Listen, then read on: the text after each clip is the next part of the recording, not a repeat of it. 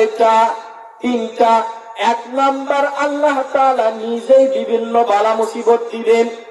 আল্লাহ তাআলা নিজেই বিভিন্ন বালা মুসিবত দিবে, দিয়ে বলবে দেখি তুমি আমার ঈমানের উপর অটল থাকো না থাকো না।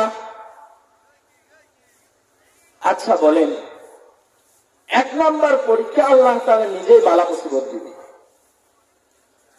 কিভাবে? হযরত আইয়ুব আলাইহিস সালাতু ওয়াস সালামকে আপনারা সকলেই চেনেন, জানেন, নাম শুনেছেন সকলে। আইয়ুব আলাইহিস সালাতু ওয়াস সালাম কে ছিলেন? আল্লাহ তাআলার পয়গম্বর। আল্লাহ তাআলা হযরত আইয়ুব আলাইহিস সালাতু ওয়াস সালামকে দুনিয়ার ধনভাণ্ডার দিয়েছিলেন, নবুয়তি দিয়েছিলেন, ছেলে সন্তান দিয়েছিলেন, সন্তান সন্ততি দিয়েছিলেন, অনেকগুলা স্ত্রীও দান করেছিলেন। দুনিয়ার সুখের কোনো তার কাছে অভাব ছিল না। হযরত আইয়ুব আলাইহিস সালাতু ওয়াস সালামের পরীক্ষার ইচ্ছা করলেন আল্লাহ তাআলা। হযরত আইয়ুব আলাইহিস সালাতু ওয়াস সালামের ধন সম্পদ যা ছিল আল্লাহ তাআলা সব কেড়ে নিলেন। আইয়ুব আলাইহিস সালাতু ওয়াস সালামের রাজত্ব শেষ হয়ে গেল। এবার হযরত আইয়ুব আলাইহিস সালাতু ওয়াস সালামের ছেলে সন্তান যারা ছিল তারাও চলে গেল। এরপরে ছেলে সন্তানরা যখন ইন্তেকাল করলো, এরপরে হযরত আইয়ুব আলাইহিস সালাতু ওয়াস সালামের একটা স্ত্রী বাদে সমস্ত স্ত্রী চলে গেল। আইয়ুব আলাইহিস সালাতু ওয়াস সালামের পুরো শরীর কীট পতঙ্গের পোকা ধরা শুরু করে দিল, কীট পতঙ্গ খাওয়া শুরু করে দিল, পোকামাকড় খাওয়া শুরু করে দিল। আইয়ুব আলাইহিস সালাতু ওয়াস সালামের পা থেকে নিয়ে মাথা পর্যন্ত পুরো শরীর পোকায় জর্জরিত হয়ে গেল। আইয়ুব আলাইহিস সালাতু ওয়াস সালাম একবারও আল্লাহ তাআলার কাছে অভিযোগ করেন নাই, আল্লাহ আপনি আমাকে কেন এই মুসিবতে ফালাইলেন?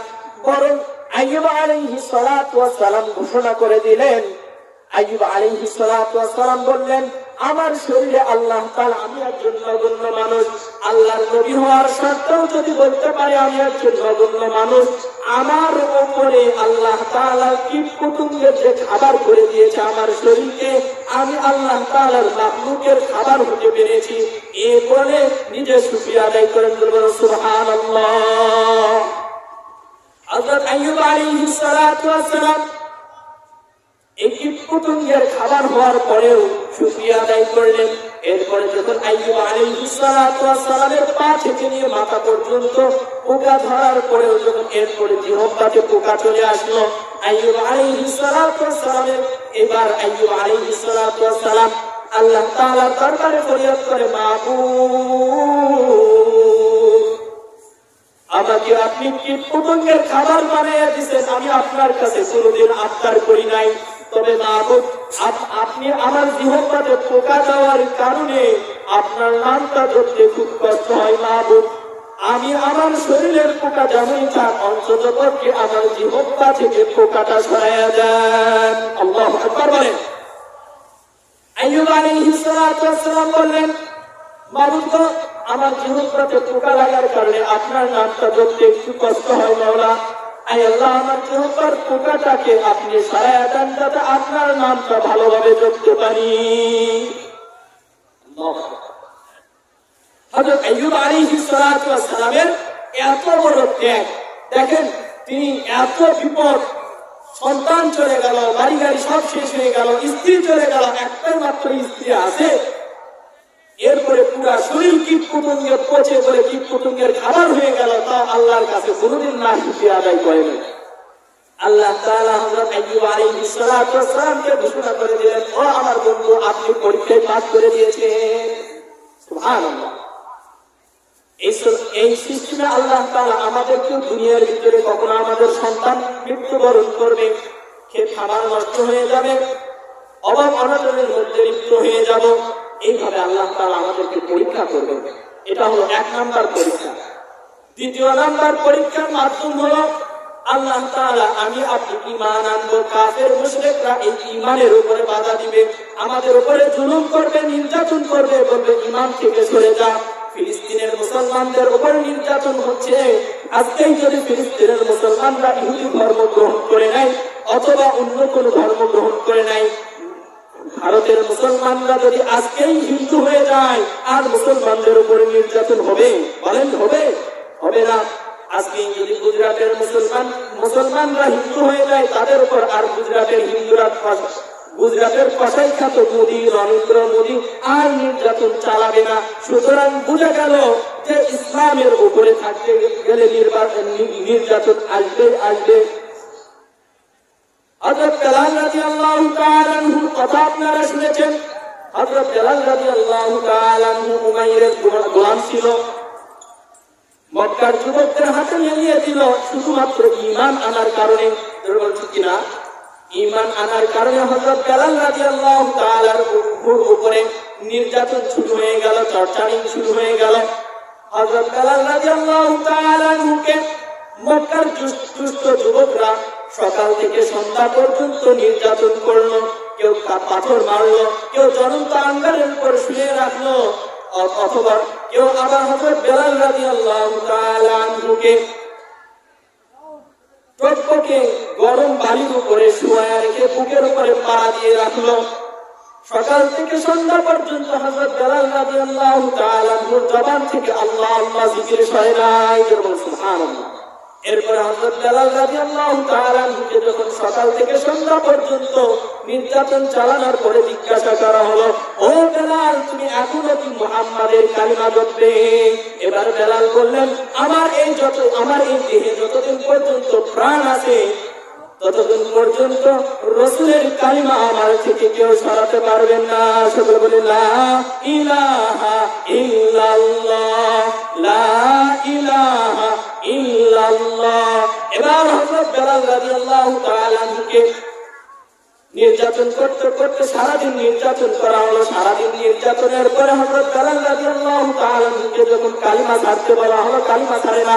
এবার বেলাল রাদিয়াল্লাহু তাআলা আনহুকে ওয়াল ঘরে নিয়ে গিয়ে আবদ্ধ করলেন। আবদ্ধ করার পরে সারাদিনের নির্যাতিত ব্যক্তির বুকের উপরে বড় একটা পাথর চেপে দিয়েছিলেন। যখন বড় পাথর বেলাল রাদিয়াল্লাহু তাআলা আনহুর বুকের উপরে চাপা দিয়ে রাখা হলো, হযরত বেলাল রাদিয়াল্লাহু তাআলা আনহু বললেন, এবার বেলাল রাদিয়াল্লাহু তাআলা আনহু দেখলেন আর আল্লাহর নাম জপতে পারতেছে না, খুব কষ্ট হচ্ছে, শ্বাস নিতে কষ্ট হচ্ছে। এবার বেলাল রাদিয়াল্লাহু তাআলা আনহু সারাদিন নির্যাতন সহ্য করেছে, আল্লাহর কাছে ফরিয়াদ করে নাই, আল্লাহ আমাকে হেফাজত করো। এবার বেলাল রাদিয়াল্লাহু তাআলা আনহুর বুকের উপরে যখন পাথর তুলে দেওয়া হলো, তখন পাথর তুলে দেওয়ার কারণে বেলাল রাদিয়াল্লাহু তাআলা আনহুর আল্লাহর নামটা জপতে একটু কষ্ট হয়েছে। এবার বেলাল রাদিয়াল্লাহু তাআলা আনহু আল্লাহ তাআলার কাছে ফরিয়াদ করে, মাবুদ, সকাল থেকে সন্ধ্যা পর্যন্ত আমার উপরে মক্কার দুষ্ট যুবকরা নির্যাতন করেছে, আমি আপনার কাছে একবারও ফরিয়াদ করি নাই যে আল্লাহ আমাকে আপনি এদের নির্যাতন থেকে রক্ষা করুন, কিন্তু এখন আমার বুকের উপরে পাথর দেওয়ার কারণে আপনার নামটা জপতে কষ্ট হচ্ছে। মাবুদ, একবার আমার বুকের পাথরটা হালকা করে দেন। এবার যখন হযরত বেলাল রাদিয়াল্লাহু তাআলা ফরিয়াদ করলেন, আল্লাহ তাআলা সঙ্গে সঙ্গে পাথরকে আদেশ দিয়ে দিলেন, ও পাথর তুমি বেলালের জন্য হালকা হয়ে যাও। সঙ্গে সঙ্গে পাথর তুলার নাই হালকা হয়ে গেল। কাফেররা দেখলো বেলালের বুকের উপরে পাথর যেন তুলার মতো হয়ে গেছে। আল্লাহু আকবার। এবার বেলাল রাদিয়াল্লাহু তাআলা আল্লাহ তাআলার জিকির করে, লা ইলাহা ইল্লাল্লাহ, লা ইলাহা ইল্লাল্লাহ, লা ইলাহা ইল্লাল্লাহু মুহাম্মাদুর রাসূলুল্লাহ। এত কষ্ট সহ্য করার পরেও হযরত বেলাল রাদিয়াল্লাহু তাআলা ঈমান ছেড়েছে, ঈমান ছাড়ে নাই।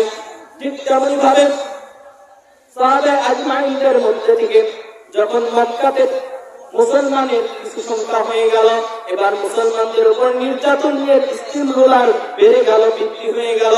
মক্কাতে মুসলমানরা আর থাকতে পারতেছে না, নির্যাতন এত নির্যাতন সহ্য করতেই পারতেছে না। এবার আল্লাহ তাআলার পক্ষ থেকে আদেশ চলে আসলো, ও আমার পয়গম্বর, আপনার সাহাবীদেরকে নিয়ে আপনি মক্কা থেকে মদিনায় হিজরত করে চলে যান। আল্লাহু আকবার। এবার মক্কা থেকে মদিনায় যখন হিজরত করা শুরু করে দিল, মক্কা থেকে মদিনার দিকে মক্কা থেকে মুসলমানরা মদিনার দিকে হিজরত করলো। একে একে সমস্ত সাহাবীগণ হিজরত করা শুরু করে দিয়েছে। হিজরত করতেছে রাসূল হিজরত করে চলে গেছে। এবার মদিনা থেকে অনেকেই চলে গেছে, কিছু সংখ্যক মুসলমান এখনো মক্কা থেকে মদিনায় হিজরত করে যাইতে পারে নাই।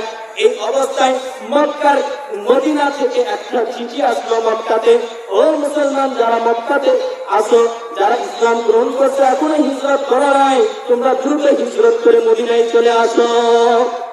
এই আদেশ আসার পরে মক্কার সমস্ত মুসলমানরা মদিনার দিকে হিজরত করা শুরু করলেন।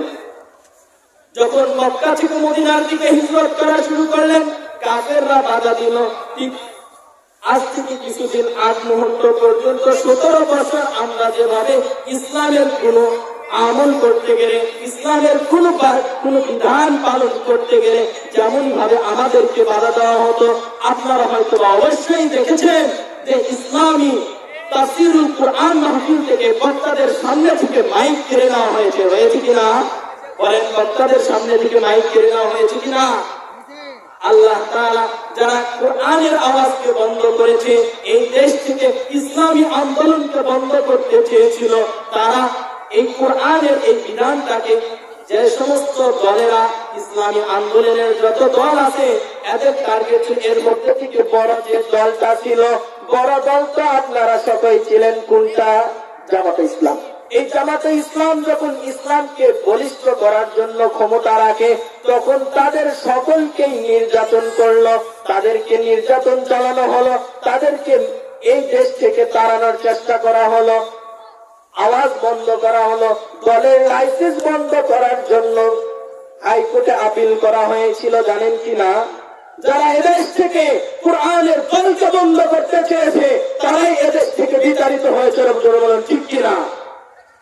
যারা এদেশ থেকে কোরআনকে বাতিল করতে চেয়েছিল তারা এদেশ থেকে বাতিল হয়ে গেছে, তারা টিকতে পারে নাই। ঠিক তেমনি ভাবে মক্কার জমিনের ভিতরে মুসলমানদের উপর নির্যাতন চালানোর কারণে মুসলমানরা মক্কাতে কিছুদিন নির্যাতন সহ্য করেছে, পরবর্তীতে মক্কাতে মুসলমানদের বিজয় এসেছে কিনা? মক্কা থেকে মদিনার দিকে মুসলমানরা হিজরত করছে, কাফেররা বাধা দিয়েছে। কাফেররা যখন বাধা দিল, কাফেরদের বাধা সহ্য করতে না পেরে মক্কার মুসলমানরা আবার মক্কায় ফিরে আসলো, হিজরত করতে পারল না। এবার আল্লাহ তাআলা আয়াত অবতীর্ণ করলেন, আহাসিবান নাস ইয়াতরাকু আইয়াকুলু আমান্না ওয়া হুম লা ইফতানুন। এ মুসলমান আল্লাহর গোলাম, আল্লাহ তাআলা যখন আয়াত অবতীর্ণ করলেন, সঙ্গে সঙ্গে আল্লাহর রাসূল আয়াতটা লিখে মক্কা থেকে মদিনায় পাঠায় দিলেন।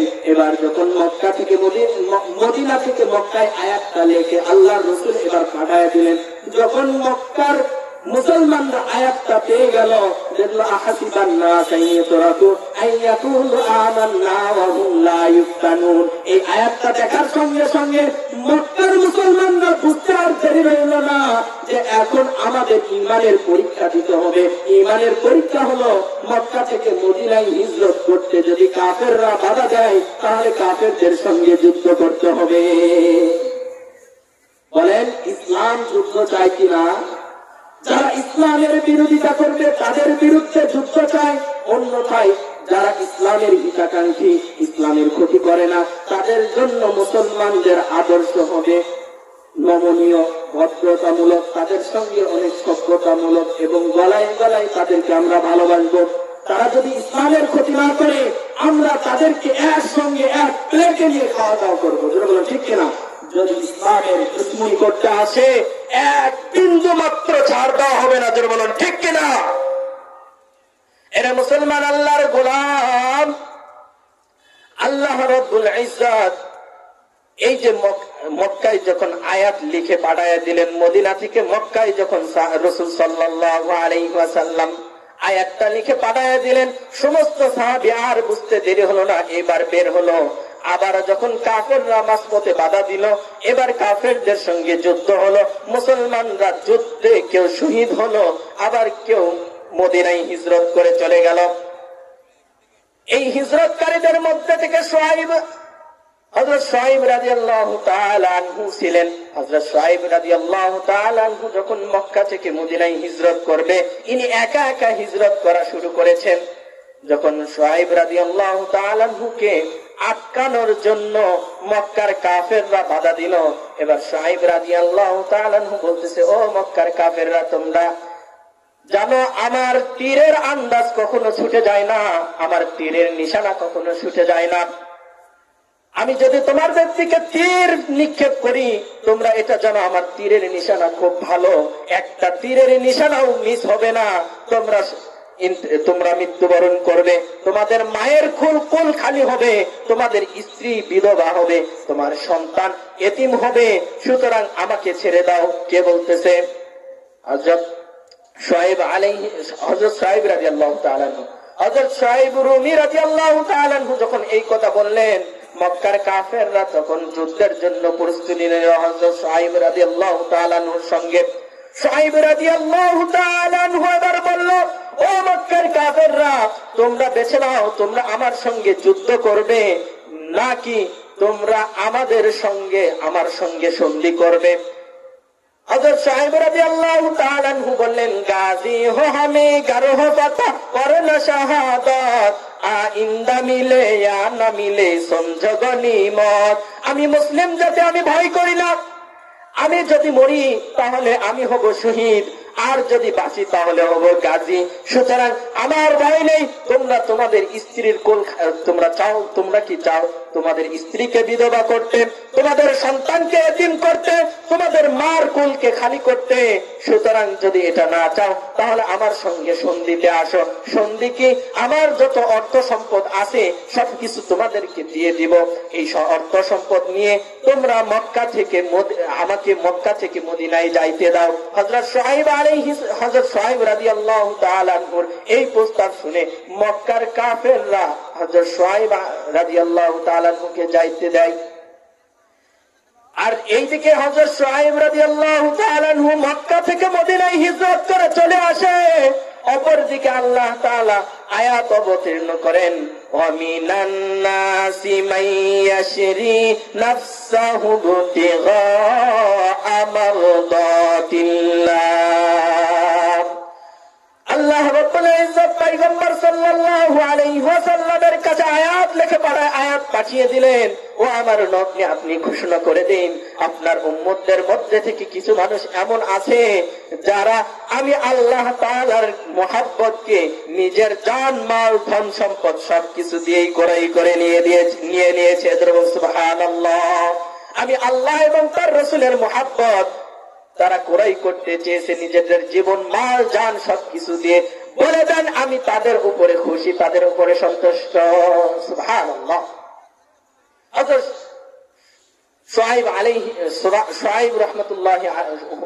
শুআইব রাহিমাহুল্লাহ উনার ব্যাপারে এই যে ডাইরেক্ট আয়াত অবতীর্ণ হয়ে গেলেন, মনে করছেন ওই সময় ওই আয়াত হওয়া শেষ না।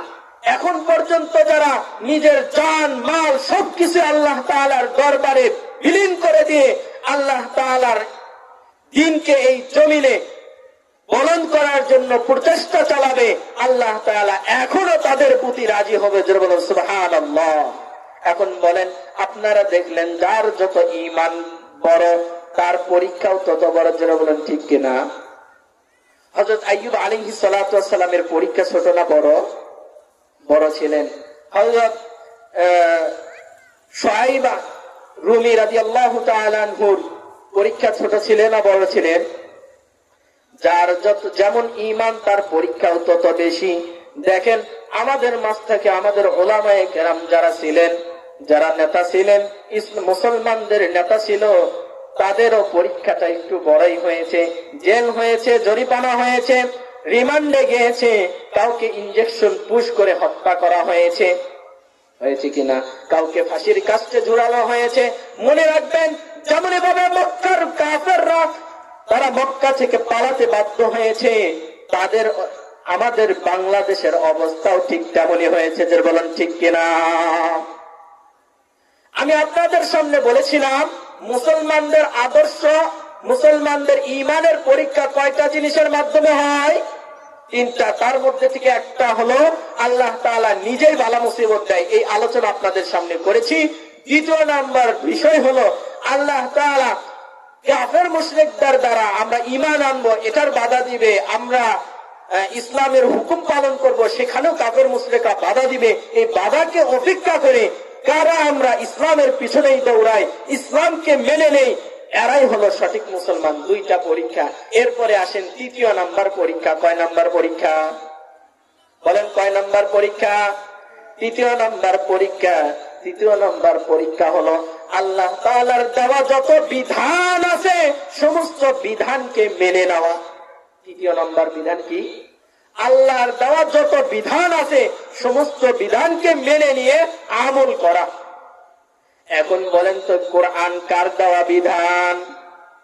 বলেন কোরআন কার দেওয়া বিধান? আল্লাহর দেওয়া। কোরআনের শুরুতে যে বিসমিল্লাহ আছে, সূরা ফাতিহার শুরুতে বিসমিল্লাহ আছে, এই সূরা ফাতিহার শুরুতে বিসমিল্লাহ থেকে কোরআনের শেষ শব্দটা কি বলেন তো? নাস। কি শব্দ? নাস। এই বিসমিল্লাহ থেকে শুরু করে, বিসমিল্লাহর বা থেকে শুরু করে নিয়ে নাসের সিন পর্যন্ত যতগুলা কথা বলা হয়েছে, এগুলো যেখানে আমলের কথা বলা হয়েছে আমল করতে হবে না হবে না? যেগুলো মানার কথা বলা হয়েছে সেগুলো মানতে হবে কিনা? বলেন তো কোরআনটা এটা শুধু আমলের জন্য এসেছে না এই কোরআন দ্বারা রাষ্ট্র পরিচালনার জন্য এসেছে? বলেন কোরআনটা রাষ্ট্র পরিচালনার জন্য এসেছে না শুধু খতম করার জন্য এসেছে? মানুষ মরলে খালি মরার কানের গোড়ে গিয়ে কোরআন পড়তে হবে এই জন্য এসেছে? না, এই কোরআন এসেছে আল্লাহ তাআলার বিধান অনুযায়ী এই কোরআনকে পড়া, এই কোরআন অনুযায়ী এই পৃথিবীকে পরিচালনা করার জন্য। আমি ভুল বললাম? বলেন অনেকেই বলতেছে যে যারা বলে কোরআনের ভিতরে রাজনীতি নাই, অনেকে বলে কি না কোরআনের ভিতরে রাজনীতি নাই, আমি বলি তারা কোরআনের কিছুই বোঝে না।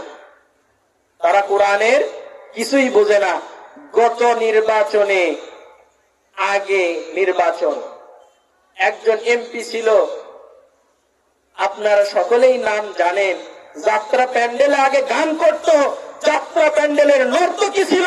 এই নর্তকী সে একদিন সংসদে বলেছিল কোরআন নাকি এটা শুধু আমলের জিনিস, এটা কোন রাষ্ট্র পরিচালনার জিনিস নয়। ঠিক তেমনি ভাবে বর্তমানেও অনেকে বুলি উড়াইতেছে কোরআন এটা রাষ্ট্র পরিচালনার জিনিস নয়, কোরআন এটা রাষ্ট্র, ইসলামের ভিতরে রাজনীতি নেই, বলে কিনা? আমি তাদের কাছে একটাবার বলি, আপনারা সকলে জুমার দিনের খুতবা তো শোনেন তাই না? জুমার দিনের খুতবার ভিতরে প্রথম খুতবা জামানার অবস্থা অনুযায়ী মুসলমানরা খতিবগণ দিয়ে থাকে, কিন্তু দ্বিতীয় খুতবার ভিতরে আপনারা আবু বকর সিদ্দিক রাদিয়াল্লাহু তাআলা আনহুর নাম পাবেন। পাবেন কি না? হযরত উসমান গনি রাদিয়াল্লাহু তাআলা আনহুর নাম পাবেন, হযরত আলী রাদিয়াল্লাহু তাআলা আনহুর নাম পাবেন, চারজন খলিফার নাম পাবেন। এরপরে হযরত যাদের নামটা উচ্চারণ করা হয় এই খুতবার ভিতরে, দেখবেন প্রত্যেকেই খেলাফতের প্রতিষ্ঠাকারী ছিল। যারা বলো ঠিক কিনা? তারা খেলাফত দ্বারা রাষ্ট্র পরিচালনাকারী ছিল, কোরআন দ্বারা রাষ্ট্র পরিচালক ছিল। তাদের জন্য দোয়া করা হয়। তার মানে ইসলামের একটা বিধান আছে, যারা হলো এই রাষ্ট্রের প্রধান হবে, ইসলামী হুকুমত অনুযায়ী রাষ্ট্র চালাবে, তাদের জন্য দোয়াও করতে হবে। এটা এক নম্বর দলিল। এরপরে আসেন, আপনারা প্রত্যেকটা জিনিস কিনেন, যারা মাইক কিনে মাইকের সাথে একটা ছোট্ট একটা বই দেয়, যারা ফোন কিনেন ফোনের সাথে দেখবেন ছোট্ট একটা বই পাওয়া যায়, ছোট্ট। এরপরে যারা পাওয়ার টিলার কিনে পাওয়ার টিলারের সাথে কোম্পানি থেকে একটা ছোট্ট বই দেয়। যেটাই কিনেন না কেন কোম্পানি তার সাথে একটা বই দেয়। কি জন্য দেয়? ওই জিনিসটা পরিচালনা করার বিধানটা কিভাবে পরিচালনা করতে হবে এর থিওরিটা এর ভিতরে লিখিয়ে দেওয়া আছে, আছে কি নাই? ঠিক তেমনি ভাবে আমার রব্বুল ইজ্জত এই পৃথিবীকে সৃষ্টি করেছেন, মানব জাতিকে সৃষ্টি করেছেন। মানব জাতিকে সৃষ্টি করার পরে, পৃথিবীকে সৃষ্টি করার পরে এই পৃথিবীকে পরিচালনার জন্য একটা বিধান নাজিল করে দিয়েছেন। সেই বিধানের নাম কি? বলেন, এই বিধানের নাম কি? কোরআন। সুতরাং এই কোরআন শুধু আপনি মরার বাড়ি গিয়ে খতম করার জন্য নয়, কোরআন শুধু কোরআন শুধু মরার বাড়ি গিয়ে খতম করার জন্য নয়, আর কোরআন শুধু মাদ্রাসায় তেলাওয়াত করার জন্য নয়, কোরআন এই রাষ্ট্রের ভিতরে কায়েম করার বিধান। জোরে বলুন ঠিক কিনা? এ বাণী সকলের নয়, শুধু মুমিনের, যারাই চলবে মেনে ফল পাবে কোরআনের। যতদিন পর্যন্ত মুসলমানরা কোরআন দ্বারা রাষ্ট্র পরিচালনা করেছে, ততদিন পর্যন্ত মুসলমানদের হাতেই পরিচালনা হয়েছে। যখনই মুসলমানরা কোরআন থেকে সরে গিয়েছে, তখনই আমরা বিপদগামী হয়েছি। আল্লাহ রাব্বুল ইজ্জত মুসলমানদের জন্য এই কিতাবটা অবতীর্ণ করেছেন, শুধুমাত্র খতম করার জন্য নয়, বরং এই কোরআনটা অবতীর্ণ করেছেন আমাদের জীবন বিধানের জন্য। কারণ আপনারা সকলেই দেখেছেন, সূরা বাকারা প্রথমের দিকে মোটামুটি সকলেরই মুখস্থ আছে। একটু আমার সাথে পড়েন তো, আলিফ লাম মিম যালিকাল কিতাবু লা রাইবা ফীহি হুদাল লিল মুত্তাকিন। আল্লাহু আকবার বলেন। আল্লাহ রাব্বুল ইজ্জত বলতেছেন, এটা এমন একটা সংবিধান যে সংবিধানের মধ্যে কোনো ভুল নেই, কোনো সন্দেহ নেই, কোনো ভুল নেই, কোনো ভুল হওয়ার সন্দেহ পর্যন্ত নেই।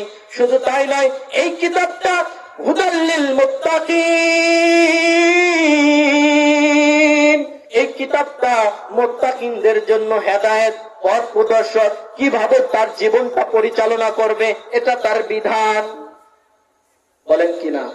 কোরআনের ভিতরে নামাজের কথা বলা হয়েছে, কোরআনের ভিতরে যে সমস্ত বিধানের কথা বলা হয়েছে, প্রত্যেকটা বিধান আমাদের মেনে নিতে হবে।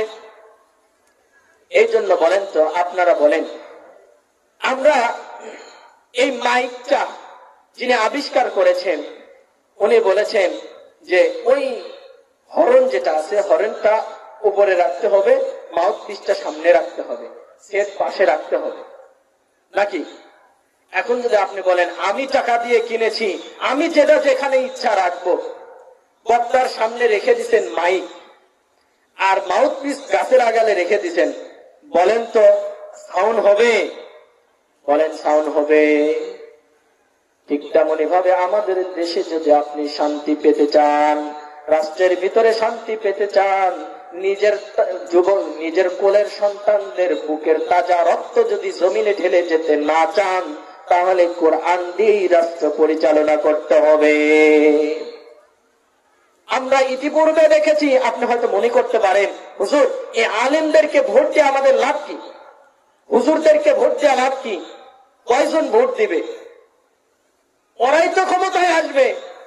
একটা কথা মনে রাখবেন, ভোটটা আল্লাহ তাআলা আপনার কাছে আমানত হিসেবে দিয়েছে।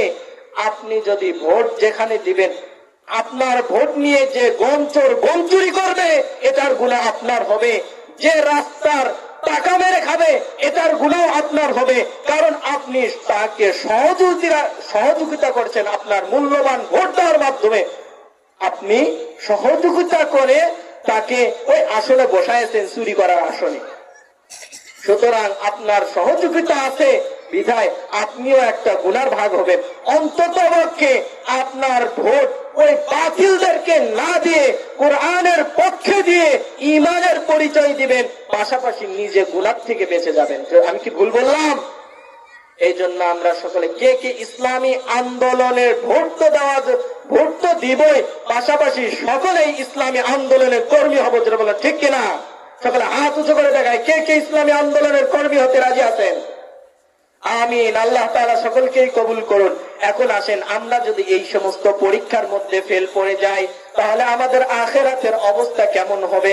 সূরাতুল হাক্কার ভিতরে আল্লাহ তাআলা বলেছেন, ফাআম্মা মান উতিয়া কিতাবাহু বিয়ামিনি فيقول هاؤم اقرءوا كتابي إني ظننت أني ملاق حسابيا فهو في عيشة راضية في جنة عالية قطوفها دانية। আমি আপনি যদি এই তিনটা পরীক্ষায় পাশ করতে পারি, আল্লাহ তাআলার ঘোষণা, আমি তার আমলনামাটা ডান হাতে দিব। সকলে আল্লাহু আকবার বলেন। যখন আমলনামাটা ডান হাতে পাবেন, এবার বলেন তো দুনিয়ার ভিতরে এখানে ছাত্র অনেকেই আছে, বলেন আপনারা যদি পরীক্ষায় রেজাল্ট ভালো করেন, আশেপাশের বন্ধু বান্ধবদেরকে বলেন না, দোস্ত আমি জানতাম এই প্রশ্নটা আসবে, আমি এই জন্য এটা বারবার পড়েছি, আমি এটা কমন আসছে, আমি ভালো লিখেছি, তাই রেজাল্টটা ভালো হয়েছে, এরকম বলেন না? বলেন কি না? আবার কখনো বলেন ভাই পরীক্ষার আগে এতটা মেহনত করেছি, এত চেষ্টা করেছি, রাতের বেলা রাত 1টা 2টা 3টা পর্যন্ত পড়েছি, বিদায় আমার রেজাল্ট আজকে ভালো হয়েছে, এমনটা বলে কি না? বলেন বলে কি না? তাহলে এমনটা যদি বলা হয়, এইবার মুমিনরা যখন ডান হাতে আমলনামা পাবে, মান উতিয়া কিতাবাহু বিয়ামিনি, ডান হাতে আমলনামা পাওয়ার পর পরে আশেপাশে যারা বন্ধু বান্ধব দেখবে, হাসরের ময়দানে ডাক দিয়ে বলবে, মান উতিয়া কিতাবাহু বিয়ামিনি ফায়াকুলু হাউম ইকরাউ কিতাবিয়া ইন্নী যানানতু আন্নী মুলাকিন হিসাবিয়া। সে বলবে আমি জানতাম আমাকে আমলনামা আমার হাতে দেওয়া হবে, আমি এই আমলনামার সম্মুখীন হব, বিধায় আমাকে আমলনামাটা দেখানো হবে, বিধায় আমি দুনিয়াতে ভালোভাবে চলেছি। এবার আল্লাহ তাআলা আদেশ দিবেন, কুলু ওয়াশরাবু হানিআম বিমা আসলাফতুম ফিল আইয়ামিল খালিয়া, দুনিয়ার ভিতরে কষ্ট করেছে, এখন জান্নাতের নাজ নিয়ামত ভক্ষণ করো। পক্ষান্তরে যদি কোনো ব্যক্তি এই দুনিয়ার নাজ নিয়ামতের মোহে পড়ে, সে যদি আল্লাহকে ভুলে যায়, আল্লাহ তাআলাকে ভুলে গিয়ে এই পরীক্ষাগুলো তো ফেল করে, তাহলে তার অবস্থাটা কেমন হবে একটু এই সূরার পরের আয়াতগুলো থেকে আমরা জেনে নিই। আল্লাহ রাব্বুল ইজ্জত বলেছেন, ওয়া আম্মা মান উতিয়া কিতাবাহু বিশিমালি, যখন আমলনামা বাম হাতে দেওয়া হবে, ওয়া আম্মা মান উতিয়া কিতাবাহু বিশিমালি, আমলনামা বাম হাতে দিবে, বাম হাতে আমলনামা দেওয়ার সিস্টেমটা কি তাফসীরের কিতাবের মধ্যে লেখা হয়েছে, যখন আমলনামা দেওয়া হবে হাতে, তখন বলবে, ও আমার বান্দা, তুমি বদকার, সুতরাং তোমার চেহারা দেখে আমি তোমাকে আমলনামা দিব না, তুমি পিছনের দিকে ফিরো। যখন পিছনের দিকে ফিরবে, আমলনামা হাতে নিতে বলবে, আমলনামা হাতে নিতে পারবে না। এবার ফেরেশতাদেরকে বলবে, এর বুক চিরে পিছনের দিকে হাত দাও, হাতটা তখন বুক চিরে, এই বুকের দিক দিয়ে চিরে হাতটা বের করে পিছনের দিকে দেওয়া হবে। এবার পিছনের দিকে হাতে আমলনামা দেওয়া হলো, যখন পিছনের দিকে হাতে আমলনামা দেওয়া হলো, এবার বলবে পড়ো তোমার আমলনামা, পড়তে পারবে না। যখন পড়তে পারবে না, তখন কারণ হাতটা আছে পিছনের দিকে, চেহারা আছে সামনের দিকে, পারবে না। এবার ফেরেশতাদেরকে আদেশ দেওয়া হবে, তার ঘাটটা মটকায় দাও। ঘাটটা মটকায় যখন পিছনের দিকে দিবে, সঙ্গে সঙ্গে আমলনামা দেখবে আর বলবে, মালি হাযাল কিতাব লা ইউগাদিরু সাগীরাতান ওয়ালা কাবীরা, এটা কেমন কিতাব যার মধ্যে ছোট থেকে ছোট কোনো কিছু ছাড়া হয় নাই, বড় থেকে বড় কোনো কিছু ছাড়া হয় নাই। আমি সাধারণত দোকানদারের দোকানে দাঁড়ায় থেকে বাদামের দাম করছি, আর একটা বাদাম মাত্র তুলে নিছি, এটাও দেখি আজকে কিতাবের ভিতরে লেখা আছে। আমি যেটাই করি না কেন, প্রত্যেকটা আমল আজকে লেখা আছে। আফসোস করবেন আর বলবেন, وَأَمَّا مَنْ أُوتِيَ كِتَابَهُ بِشِمَالِهِ فَيَقُولُ يَا لَيْتَنِي لَمْ أُوتَ كِتَابِيَهْ وَلَمْ أَدْرِ مَا حِسَابِيَهْ, বলবেন হায় আফসোস, যদি আমাকে আমার আমলনামার সম্মুখীন না হওয়া লাগতো, আমাকে যদি আমার আমলনামা না দেওয়া লাগতো। এবার আফসোস করবে আর বলবে, হালাকা আন্নী সুলতানিয়া, দুনিয়ার একটু ক্ষমতা পাওয়ার কারণে আমি এমন পাওয়ার দেখিয়েছিলাম যে আমার পাওয়ারের কারণে তাফসীরুল কোরআন মাহফিলের বক্তাদের সামনে থেকে মাইক কেড়ে নিয়েছিলাম। আমি ইসলামী মাহফিল গুলো বন্ধ করে দিয়েছিলাম, কোরআনের তাফসীর গুলো বন্ধ করে দিয়েছিলাম। যেখানে হক কথা বলবে, ইসলামের বিরুদ্ধে কথা বলবে, ইসলামের পক্ষে কথা বলবে, সেই ব্যক্তির গলা চাপায় ধরতাম। আমার বিরুদ্ধে যদি কথা বলেন, কোরআনের কোন কথাও যদি আমার বিরুদ্ধে আসে, আমি সঙ্গে সঙ্গে গলা টিপে ধরেছিলাম। আমার ক্ষমতা পেয়ে, আমি ক্ষমতার লোভে অন্ধ হয়ে আমি হিন্দু অগ্রাসা বাহিনীদেরকে, হিন্দু উগ্র বাহিনীদেরকে, যারা মুসলমানদের উপর নির্যাতন করে, ইসকন নামে একটা সংগঠন আপনারা শুনেছেন না কিছুদিন আগে, যারা বাংলাদেশে মুসলমান একজন উকিলকে হত্যা করেছে কিনা, তাদেরকে আমরা বাংলাদেশে যারা ক্ষমতা পেয়ে বাংলাদেশে যারা স্থান দিয়েছিল, তাদের অবস্থা আপনাদের সকলের জানা আছে না নাই? তারা তো পালাইছে ওই ইসকনকেও আল্লাহ তাআলা আমাদের বাংলাদেশ থেকে বিতাড়িত করছে, যারা বলেন ঠিক কিনা? আরে মুসলমান, ওই পাওয়ার পরে কোরআনের বিরুদ্ধে আইন জারি করতেও কখনো কণ্ঠাবোধ করে নাই। আজকে আফসোস করব আর বলবে হালাকা আন্নি সুলতানিয়া, আমার ক্ষমতা, আমার পাওয়ার, আমার রাজত্ব, আমি নির্দোষ ব্যক্তিকে জেলখানায় আবদ্ধ করেছি, নির্দোষ ব্যক্তিকে ইনজেকশন পুশ করে হত্যা করেছি, অনেক ব্যক্তিকে ফাঁসির কাস্টে ঝুলিয়েছি। বলেন এরাই আফসোস করবে আর বলবে হালাকা আন্নি সুলতানিয়া, আমার ওই পাওয়ার শেষ হয়ে গেছে, আমার ক্ষমতা শেষ হয়ে গেছে, আজকে আমাকে দেখার মতো আর কেউ নাই। হালাকা আন্নি সুলতানিয়া। এবার আল্লাহ তাআলা ফেরেশতাদেরকে ডাক দিবে, ও আমার ফেরেশতার দলেরা, খুযুহু ফাগুল্লু, তাকে ধরো, জাহান্নামের বেড়িটা পরায়া দাও। এবার বলেন জাহান্নামের বেড়িটা কেমনে পরাবে? তাফসীর কিতাবের ভিতরে লেখা হয়েছে, যখন ওই ব্যক্তিকে জাহান্নামের বেড়ি পরানো হবে, জাহান্নামের বেড়িটা পরানোর সময় মুখের ভিতর দিয়ে, নাকের ভিতর দিয়ে গরন্ত টকবগে শিকল, গরন্ত লোহার আঙ্গার যেটা হবে, এই আঙ্গার একবার টকটকে জ্বলন্ত লোহার শিকল নাক দিয়ে আর মুখ দিয়ে ঢুকানো হবে। নাক দিয়ে আর মুখ দিয়ে ঢুকানোর পরে গলার ভিতর দিয়ে, পেটের ভিতর দিয়ে, পিছনের রাস্তা দিয়ে বের করে পুটলা করে বাঁধা হবে। এরপরে খুদু হুফাগুল্ল, অতঃপর তাদেরকে জাহান্নামের বেরিয়ে করা দেওয়া হবে। এরপরে সুম্মাল জাহিমা সাল্লু, তাকে টানতে টানতে জাহান্নামে গিয়ে নিক্ষেপ করা হবে। বলেন নাউযুবিল্লাহ। বলেন আপনার হাতে যদি লোহার একটা সেন্টা দেওয়া হয়, লোহা গরম লোহা যদি আমার আপনার হাতে একটা সেঁকা দেওয়া হয়, সহ্য করতে পারবেন? তাহলে বলেন যখন জাহান্নামের আগুনটা, জাহান্নামের গরম করা ওই লোহাটা, জিঞ্জিরটা আর কতই না গরম হবে। ওই লোহা যদি আমার আপনার নাকের ভিতর, মুখের ভিতর দিয়ে, গলার ভিতর দিয়ে, পেটের ভিতর দিয়ে, পিছনের রাস্তা দিয়ে পুটলা বাঁধা হয়, আমি আপনি সহ্য করতে পারবো? বলেন পারবো? যদি না পারি তাহলে এখনো কেন ইসলামের পথে আসি না? এখনো কেন আল্লাহর বিধান কোরআনকে মেনে নিতে পারি না? এখনো কেন আমরা 5 ওয়াক্ত নামাজ জামাতের সাথে পড়তে পারি না? এখনো কেন আমরা কোরআনের বিধানকে মেনে নিতে পারি না? এখনো কেন আমরা গণতন্ত্রের বুকে লাথি মেরে খেলাফতকে বেছে নিতে পারি না? যদি আমি আপনি এগুলোকে বেছে নিতে না পারি, কোরআনকে বেছে নিতে না পারি, বুঝবো আমার আপনার কপাল পুড়েছে, অন্য কিছুই নয়। এই ইসলামের জন্য মুসলমানরা কি না করেছে আমরা সকলেই দেখেছি।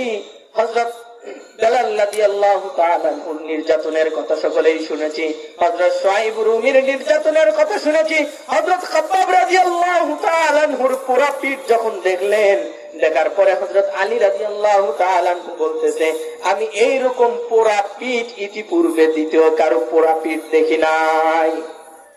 জ্বলন্ত আঙ্গারের উপর শুয়ে দেওয়া হয়েছে, এইরকম ভাবে তাদের উপর নির্যাতন করা হয়েছে। নির্যাতন করার পরে বলেন যখন মক্কা থেকে মদিনা বিজয়ে, মক্কা যখন মুসলমানদের হাতে চলে আসে, তখন তাদের অবস্থা কোথায় গেল? যারাই ইসলামের বিরোধিতা করেছে, ইসলামের শুরু লগ্ন থেকে নিয়ে যারাই ইসলামের বিরোধিতা করেছে, তারা প্রত্যেকে লাঞ্ছিত ভাবে মৃত্যুবরণ করেছে। জানেন কিনা? আপনারা সকলেই জানেন, আল্লাহ রাব্বুল ইজ্জত যখন মুসলমানদের উপর ইসলাম আল্লাহ তাআলার রাসূলের উপরে নবুয়তি দান করলেন, কিছুদিন গোপনে দাওয়াত চলল, নিজ নিজ আত্মীয়দের নিকটে, নিজ নিজ প্রতিবেশীদের নিকটে গোপনে গোপনে ইসলামের দাওয়াত চলল। এরপরে যখন গোপনে গোপনে দাওয়াতের স্টেপটা শেষ হয়ে গেল, কিছু সংখ্যক মানুষ মুসলমান ইসলাম গ্রহণ করলো। এবার আল্লাহ রাব্বুল ইজ্জত ঘোষণা করে দিলেন, ও আমার পয়গম্বর, আপনি প্রকাশ্যভাবে ইসলামের দাওয়াত দেন। পয়গম্বর সাল্লাল্লাহু আলাইহি ওয়াসাল্লাম একটা পাহাড়ের উপরে চড়ে প্রত্যেকটা মক্কার প্রত্যেকটা গোত্রের লোকদেরকে ডাকা শুরু করে দিল, ও গোত্রের লোকেরা, তোমরা এদিকে আসো, এদিকে আসো। এবার যখন দেখলো মুহাম্মাদুর রাসূলুল্লাহ ডাকছে, সকলেই বুঝে গেছে নিশ্চিত নিশ্চিত কোনো গুরুত্বপূর্ণ কথা আছে। কেউ কোথাও দেরি না করে পয়গম্বর সাল্লাল্লাহু আলাইহি ওয়াসাল্লামের সামনে এসে উপস্থিত। এবার পয়গম্বর সাল্লাল্লাহু আলাইহি ওয়াসাল্লাম সকলকে উদ্দেশ্য করে বলতেছে, ও মক্কার আদিবাসীরা, ও মক্কার লোকেরা, তোমাদেরকে যদি আমি বলি পাহাড়ের পদদেশে শত্রুরা অপেক্ষা করতেছে আপনাদের উপরে আক্রমণ করার জন্য, তাহলে কি আপনারা বিশ্বাস করবেন? সকলে এক বাক্যে বলে উঠল, কেন বিশ্বাস করব না? অবশ্যই বিশ্বাস করব। আমরা মুহাম্মাদকে সাদেক হিসাবে চিনি, সত্যবাদী হিসাবে চিনি, আল আমিন হিসাবে চিনি, বিশ্বস্ত হিসাবে চিনি। কারণ যে মুহাম্মদ জন্মের পর থেকে নিয়ে আজ পর্যন্ত একটাও মিথ্যা কথা বলে নাই, যে মুহাম্মদ আজ পর্যন্ত একটা মিথ্যা কথা বলে নাই, সেই মুহাম্মাদের কথা আমরা কেন বিশ্বাস করব না? ও মুহাম্মদ, তুমি নিশ্চিন্তে বলো, আমরা বিশ্বাস করব।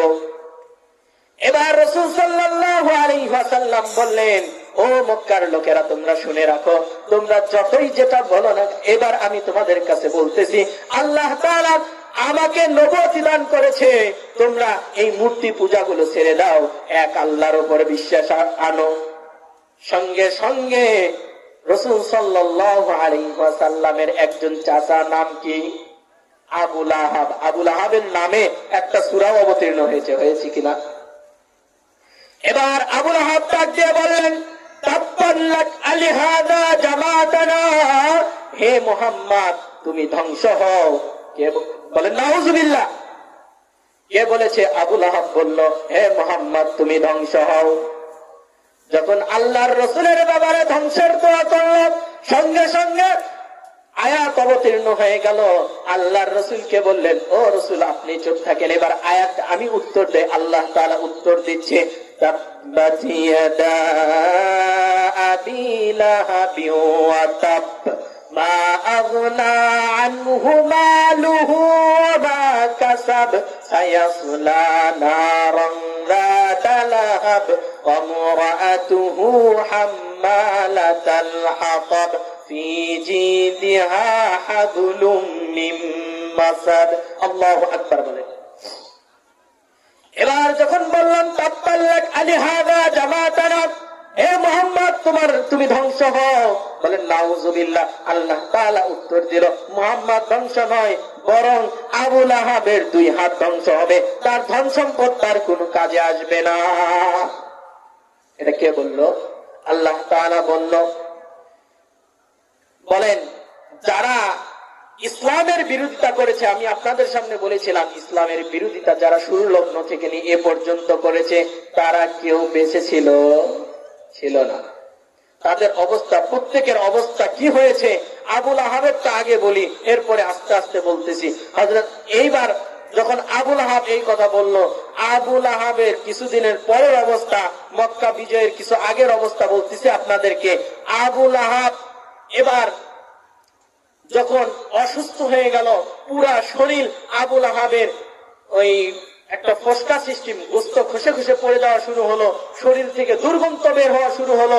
এলাকাবাসীরা বলল, আবু লাহাবের গন্ধে আর থাকা যাচ্ছে না, দুর্গন্ধে আমরা থাকতে পারতেছি না, আবু লাহাবকে গ্রাম থেকে দূরে কোন এলাকায় রেখে আসো। ওখানে আবু লাহাবকে রেখে আসা হলো, একটা ছাউনি দিয়ে খেজুরের পাতা দিয়ে ঢেকে রাখা আসা হলো। 4 সাইডে 4টে গোছ পুঁতে খেজুরের পাতা দিয়ে ওখানে রেখে আসা হলো, যেন রোদে কষ্ট না হয়। কেউ খোঁজ নিতে যায় না আবু লাহাবের, কারণ আবু লাহাবের শরীরের এত দুর্গন্ধ, তার স্ত্রী সন্তান কেউ কাজে আসতেছে না। এবার যখন আবু লাহাবের গায়ের শরীরের দুর্গন্ধের কারণে আবু লাহাবকে মক্কা থেকে দূরে একটা মরুভূমির ভিতরে রেখে এসেছে। কিছুদিন পরে একজন চিন্তা করলো, রেখে এসেছি তো অনেক দিন হয়ে গেল, একটু বেচারার খোঁজ খবর নেই, দেখি বেচারার কি অবস্থা, বেঁচে আছে না মরে গেছে, সুস্থ হলো না আরো অসুস্থতা বৃদ্ধি হলো। দেখার জন্য গিয়ে দেখে আবু লাহাব মরে গেছে, তার পুরা শরীর পোকা পচন ধরে ফুলে উঠেছে, তার আশেপাশে যাওয়া যাচ্ছে না, কোন মানুষ তাকে কাফন দাফনের জন্য আর আসতেছে না। এবার যখন কেউ তাকে কাফন দাফন করতে চাচ্ছে না, দুইজন ডোম ভাড়া করা হলো। ডোম চেনেন? মেতর মেতর মেতর মেতর তো চেনেন? দুইজন মেতরকে ভাড়া করা হলো। দুইজন মেতর যাওয়ার পরে দেখে এত দুর্গন্ধ, দুইজন মেতর আর কাছে যায় না। মেতর যখন কাছে যায় না, মেতর ফিরে এসেছে, এসে বলতেছে এত দুর্গন্ধ, এত দুর্গন্ধ, আমরা তাকে আর দাফন করতে পারবো না। মেতরেও তাকে দাফন করে না। কিছুদিন আগে আপনারা কোভিড-19 সময় দেখেছেন, একজন আলিম ইন্তিকাল করেছিল কোভিড-19 ভিতরে। এই আলিমের জানাজার ভিতরে হাজার হাজার লোক এই কোভিড-19 কে অপেক্ষা করে সকলেই জানাজা পড়তে গিয়েছিল কিনা? কিন্তু ওই সময় কত এমপি মন্ত্রী পাওয়ারফুল ব্যক্তিও ইন্তেকাল করেছে, মৃত্যুবরণ করেছে। আপনারা দেখেছেন, তাদেরকে কাফন দাফন করার জন্য কেউ যায় নাই। গেছে তাদেরকে ভেকু দ্বারা মাটি দিয়ে খুঁড়ে তাদেরকে যেমন ভাবে কুকুর শুকুরকে পোঁত দেয় ওইভাবে পোঁত দেওয়া হয়েছিল। ঠিক আবু লাহাবকেও ওই রকম ভাবে ডোমেরাও আর যায় না। ডোমেরা বলতেছে, মেতররা বলতেছে আমরাও দাফন করতে পারবো না। এবার এলাকাবাসীরা বলতেছে আবু লাহাবের যে রোগটা হয়েছিল, যদি বাতাসে ওই রোগের ছোঁয়াও যদি আমাদের ভিতরে আসে, সমস্যা আছে। সুতরাং মেতরদেরকে টাকা বৃদ্ধি করে দিয়ে হলেও তাকে যেভাবেই হোক দাফন করতেই হবে। এবার মেতরদেরকে বলা হলো, ও মেতররা, তোমাদেরকে যা টাকা দিতে চাইছিলাম তার থেকে আরো দ্বিগুণ দিব, এবার হলে পুঁতে দিয়ে আসো। এবার যখন মেতররা যাচ্ছে, কিভাবে যাচ্ছে? দুইটা বড় কাঠের টুকরা নিয়েছে, নিয়ে একটু দূরে গর্ত করা, ধাক্কায়া তাকে গর্তের ভিতরে ফেলে মাটি চাপা দিয়েছে। মেতর পর্যন্ত